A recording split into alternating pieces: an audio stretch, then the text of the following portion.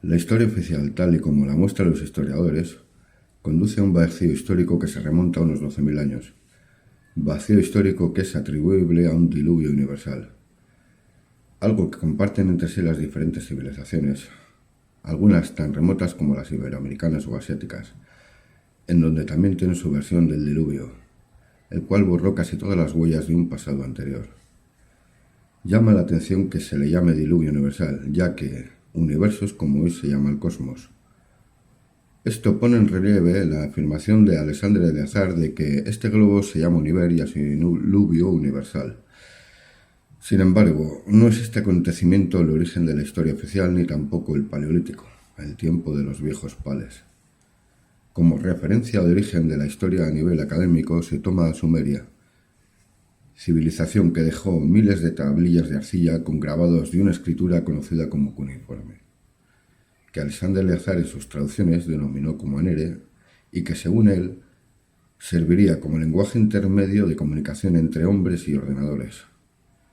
Lenguaje muy complicado de aprender y que solo sabían utilizarlo muy pocos en el pasado y en la actualidad solo Alexandre de Eleazar y quienes estudian su legado. La historia oficial ha hecho un lío de la guerra de Troya, como demuestra Eleazar en sus libros. También lo ha hecho de la historia de Sumeria. El eje central de la mitología sumeria es Nibiru, lugar de origen de los Anunnaki, sobre el cual los traductores no se ponen de acuerdo sobre su existencia y localización, algo que no es de extrañar. Cuando traducimos Nibiru al lengua obtenemos tercer B nacido, desglosado de Ni, nace B, hijo de Dios, Iru, 3. Nibiru también figura en las traducciones oficiales como Neberu, traducido en el lengua como Ne, nace, B, hijo de Dios, Eru, heredero. Esta traducción de la lengua indica que de existir un globo llamado Nibiru, que arrasó la tierra y que venía de Dios, o sea, del Hijo de Dios, nos hace entender que fue la luna, la cual los historiadores al traducir mal han confundido con Venus, en algunos casos, el globo en otros y las Paléyades en otros tantos. Como vemos, Alexandre de Eleazar demuestra a través de la lengua que se puede decodificar cualquier idioma. Tomaremos como demostración el nombre Tai, que se traduce de la lengua al castellano como débil. Entonces, en castellano tenemos la palabra tallo, que es el tronco débil de un árbol joven o de un vegetal. El verbo tallar, que es el acto de debilitar la madera mediante el desbaste. En las lenguas orientales, el Tai Chi se conoce como un centro energético geográfico, de tal manera que si trazásemos las diagonales de un techo-suelo de una habitación, obtenemos el punto central, lo que los orientales denominan Tai Chi, pequeña debilidad traducido de lengua, y que obviamente es el sitio donde situaríamos una columna o puntal en caso de tratar de apuntalar un techo. No solo han hecho un lío de la historia oficial, también de casi todo lo que a este mundo concierne.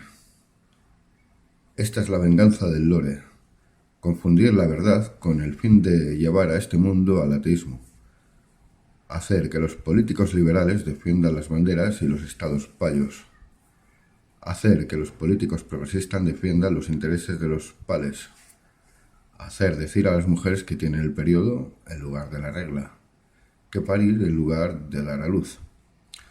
Sin embargo, gracias a Alexandre de Eleazar ha quedado un método de saber la verdad.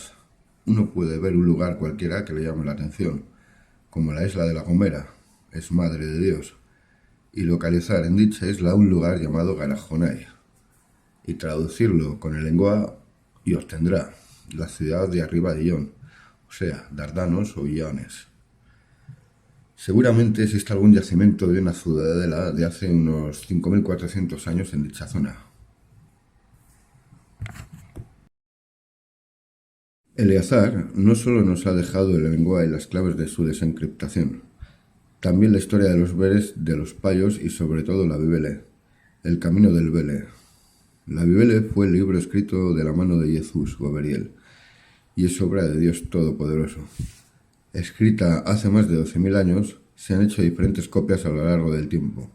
Algunas de ellas, reproducidas finalmente, permanecen en bibliotecas privadas, hasta llegar a manos del azar y por ende a nuestras manos. La Biblia se ha editado en 2 volúmenes. El volumen 1 se encuentra a la venta. Uno de los hijos de Eleazar, Michel, financió la edición mediante los beneficios obtenidos por la venta del libro de los payos. El segundo volumen será publicado en un futuro con los beneficios obtenidos de la venta del volumen 1 de la Biblia. En este volumen 1 de la Biblia se encuentra el Génesis, la vida de los Bere en Valeden, la vida de los Pales, la vida de las razas humanas, la muerte de María y las revelaciones de Dios Todopoderoso a Jesús. El segundo volumen, aún no publicado, constará del juicio final.